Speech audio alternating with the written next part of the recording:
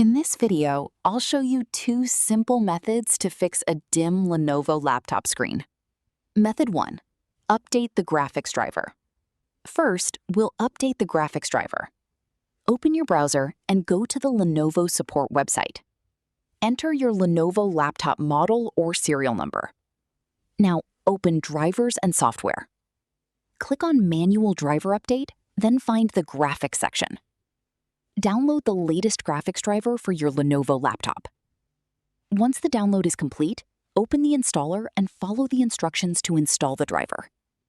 After the installation is finished, restart your laptop and check if the screen brightness is back to normal. Method 2. Use the brightness up key.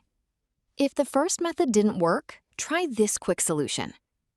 Completely shut down your Lenovo laptop. Now, press the power button to turn it on. As the laptop starts, press the brightness up key repeatedly. The brightness keys can be different depending on your Lenovo model. After Windows starts, your problem will be solved. And that's it.